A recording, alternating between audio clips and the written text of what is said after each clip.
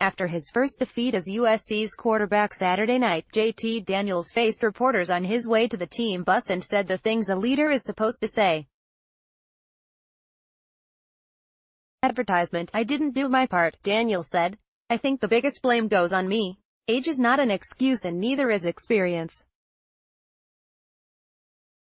Coach put me as starter and I had to get the job done, and I didn't get it done tonight." Daniels had plenty of excuses at his disposal if he wanted to explain away a showing in the Trojans' 17-3 loss at Stanford. The freshman elected not to use them, though, even saying that the bruise he suffered on USC's first drive when a helmet hit his right throwing hand was not an excuse. Daniels left for a full series. "We didn't know if we were going to get JT back or not," offensive coordinator Tim Martin said. "JT finished the game and fought through that. The kid fought hard. I'm proud of him." USC JT Daniels unable to get the offense going as Trojans falter on road against Stanford by J. Brady McCullough September 8, 2018, 11:10 p.m. Daniels said his hand was swollen, which meant he had to change his grip on the football. He was not sharp for much of the game, throwing short on several passes that could have been game-changers in the second half. Martin said he did not know whether Daniels' inaccuracy was a product of the injury.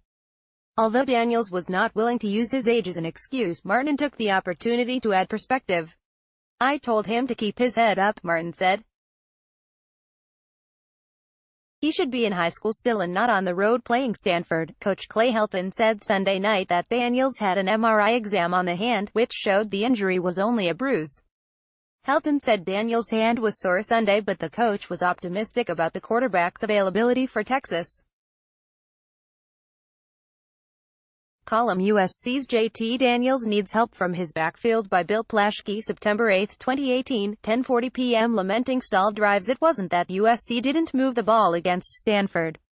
The Trojans crossed into Cardinal territory 6 times but left those flirtations with only 3 points. In the first half, drives of 10 and 13 plays resulted in no points. "That's the difference in the game when you look at it," Helton said. "This can be an exceptional football team. This is not the end of the world. The sky is not falling. It's one game early in the season against a top 10 team. We'll do what we've done in the past, stay consistent, stay stable. We'll add them up at the end of the season and see where we are. Hopefully, it's back in Santa Clara on November 30th against Stanford." Helton pointed to 2 illegal motion penalties for the offense once it had crossed midfield.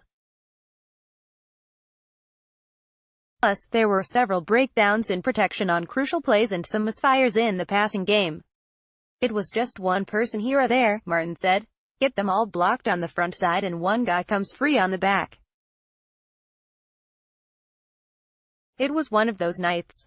Putting your finger in a hole in the boat and another one keeps popping open." Advertisement, Isaiah Polomau to miss Texas. Helton said USC will be without starting strong safety Isaiah Polomau against Texas and possibly longer.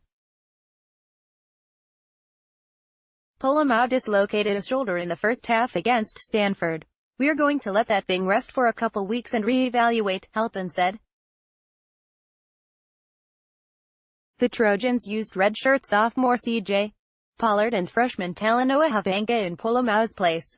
Helton said freshman Chase Williams, who has been playing cornerback, would shift to safety this week to add depth.